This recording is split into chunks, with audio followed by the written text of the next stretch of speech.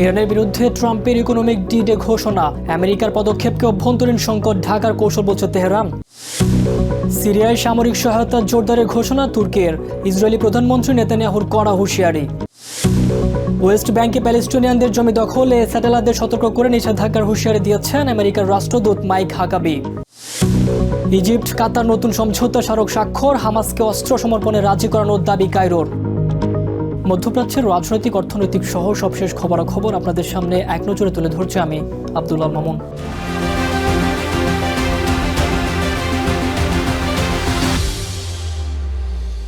ইরানের বিরুদ্ধে সর্বাত্মক অর্থনৈতিক যুদ্ধ ঘোষণা করেছেন প্রেসিডেন্ট ডোনাল্ড ট্রাম্প। তেহরানকে সহায়তাকারী বা বাণিজ্যিক সম্পর্ক বজায় রাখা যে কোনো দেশ, ব্যাংক ও ব্যবসা প্রতিষ্ঠানের উপর চরম অর্থনৈতিক নিষেধাজ্ঞা আরোপের হুঁশিয়ারি দিয়ে একে ইকোনমিক ডিডে বলে অভিহিত করেন তিনি। তবে আমেরিকার এই পদক্ষেপকে সরাসরি প্রত্যাখ্যান করেছে তেহরান। ইরানের পররাষ্ট্রমন্ত্রী আব্বাস আরাকচি একে আমেরিকার রেকর্ড ঋণ ও অভ্যন্তরীণ অর্থনৈতিক সংকট থেকে নজর সরানোর কৌশল বলে উল্লেখ করেছেন। সামরিক বল প্রয়োগে তেহরানকে নতি স্বীকার করাতে না পেরে এবার ইরানের অর্থনৈতিক ভিত ভেঙে দেওয়ার কৌশল নিয়েছে ওয়াশিংটন। এবার ইরানকে অর্থনৈতিকভাবে পুরোপুরি বিচ্ছিন্ন করতে কঠোর পদক্ষেপের ঘোষণা দিয়েছেন প্রেসিডেন্ট ডোনাল্ড ট্রাম্প। বুধবার ট্রুথ সোশ্যালের এক পোস্টে একে ইকোনমিক ডিডে বা অভূতপূর্ব অর্থনৈতিক যুদ্ধ বলে অভিহিত করেন তিনি। হুঁশিয়ারি দিয়ে ট্রাম্প জানান, যে দেশ বা সংস্থা ইরানকে অর্থনৈতিকভাবে বাঁচিয়ে রাখার চেষ্টা করবে তাকে আমেরিকান ব্যাংকিং ব্যবস্থা থেকে বিচ্ছিন্ন সহ চরম পরিণতির মুখোমুখি হতে হবে। ইরানের অনানুষ্ঠানিক অর্থনীতি বা শ্যাডো ইকোনমি গড়িয়ে দেয়া, বিশেষ করে ট্র্যাকিং বন্ধ রাখা তেলবাহী জাহাজ বা ডার্ক ফ্লিট, তৃতীয় দেশের ভুয়া কোম্পানি এবং বিকল্প ব্যাংকিং চ্যানেলের ওপর কঠোর নজরদারি চালানো হবে। যে কোনো দেশ, ব্যাংক বা সংস্থা ইরানকে আর্থিক সহায়তা দিলে তাদের ওপর কঠোর আমেরিকান নিষেধাজ্ঞা চাপানো হবে।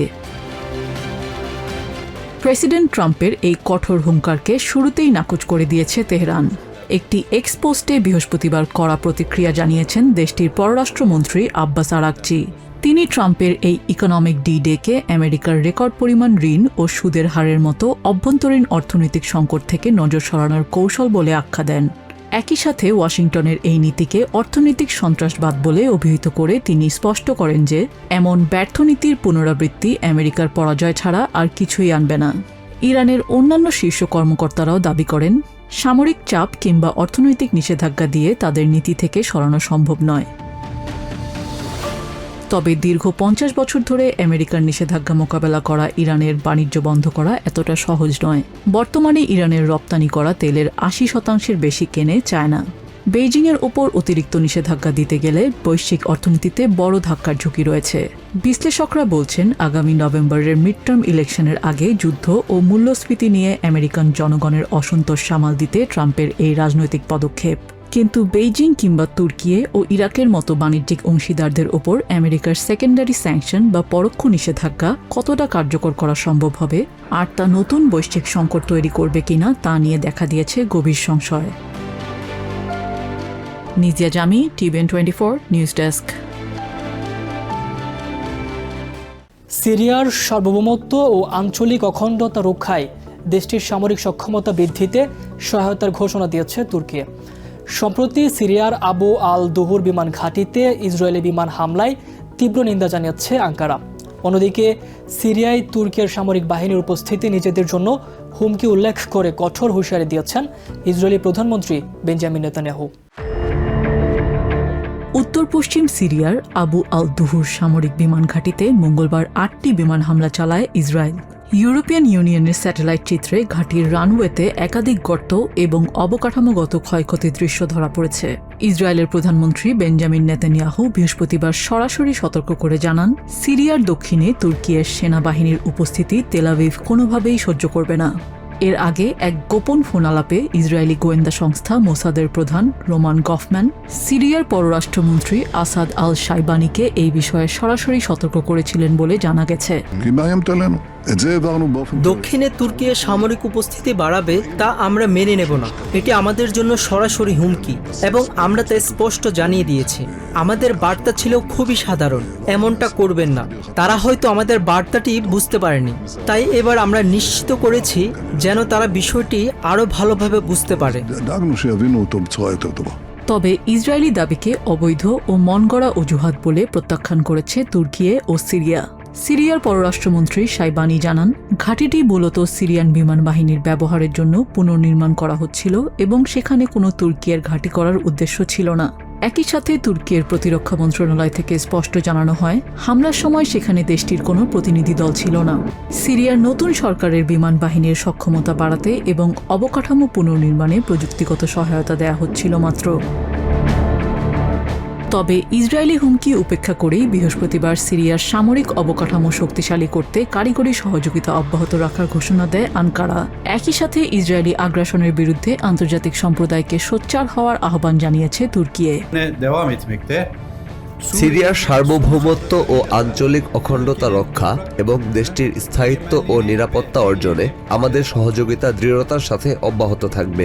প্রতিবেশী দেশগুলোর বিরুদ্ধে ইসরায়েলের এমন অবৈধ সামরিক হস্তক্ষেপকে স্বাভাবিক বা গ্রহণযোগ্য মনে করার কোনো সুযোগ নেই।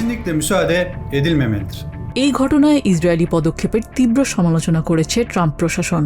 সিরিয়া ও তুর্কি বিষয়ক আমেরিকান বিশেষ দূত টম বারাক একে একটি অপ্রয়োজনীয় সংঘাত হিসেবে বর্ণনা করে আঞ্চলিক স্থিতিশীলতার জন্য ক্ষতিকর বলে মন্তব্য করেন। পরিস্থিতি সামাল দিতে আমেরিকা ইতোমধ্যে ইসরায়েল, তুর্কি ও সিরিয়ার মধ্যে একটি ডিকনফ্লিকশন বা মধ্যস্থতা মেকানিজম চালুর উদ্যোগ নিয়েছে। বিশ্লেষকরা মনে করছেন, আগামী অক্টোবরের নির্বাচনকে সামনে রেখে নিজ দেশের ডানপন্থী ভোট ব্যাংক শক্ত করতেই নেতানিয়াহু এই তুর্কি বিরোধী রাজনৈতিক কার্ড ব্যবহার করছেন। সম্প্রতি তুর্কি, সৌদি আরব ও পাকিস্তানের মধ্যে স্বাক্ষরিত মক্কা নিরাপত্তা চুক্তির কারণে অঞ্চলটিতে আনকারার প্রভাব বাড়ায় এবং সিরিয়াতে প্রেসিডেন্ট আহমেদ আল সারা সরকারের সাথে আনকারার ক্রমবর্ধমান ঘনিষ্ঠতায় উদ্বিগ্ন তেল আভিভ। এছাড়া ইসরায়েল নিশ্চিত করতে চায় যেন তাদের উত্তর সীমান্তে নেটো সদস্য তুর্কির শক্ত কোনো সামরিক ঘাঁটি তৈরি না হয়। নিজিয়া জামি, টিভিএন 24 নিউজ ডেস্ক। অধিকৃত ওয়েস্ট ব্যাংকে প্যালেস্টিনিয়ান আমেরিকান বাড়ি ও জমি দখল না করতে ইসরায়েলি বসতি স্থাপনকারীদের সতর্ক করেছেন ইসরায়েলে নিযুক্ত আমেরিকান রাষ্ট্রদূত মাইক হাকাবি। বৃহস্পতিবার রয়টার্সকে দেওয়া সাক্ষাৎকারে তিনি বলেন, অন্যের সম্পত্তি দখল করা শুধু আইন বিরোধী নয়, এটি ঈশ্বরের আইনেরও লঙ্ঘন। কুশরা গ্রামের প্যালেস্টিনিয়ান আমেরিকান বাসিন্দা লুই রিদির বাড়ি সহ আরও কয়েকটি বাড়ি অবরুদ্ধ করে রাখে ইসরায়েলি স্যাটেলাররা। ওই ঘটনায় জড়িত বসতি স্থাপনকারীদের বিরুদ্ধে আমেরিকান নিষেধাজ্ঞা দেওয়া হতে পারে বলেও জানান তিনি। গত 9 অগাস্ট থেকে স্যাটেলাররা ওই বাড়িগুলোর বাসিন্দাদের অবরুদ্ধ করে রাখলে পরে ইসরায়েলি সেনারা তাদের সরিয়ে দেয়, কিন্তু তারপরও স্থানীয় বাসিন্দারা আবারও তাদের জমি দখলের আশঙ্কা করছেন। হাকাবি বলেন, যারা এ ঘটনায় জড়িত তাদের কঠোর শাস্তি হওয়া উচিত।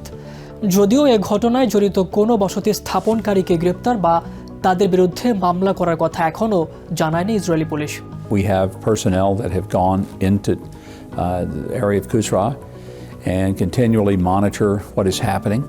We're appalled at some of the things that have happened to families who are the victims of just criminal activity that is inexcusable and repugnant.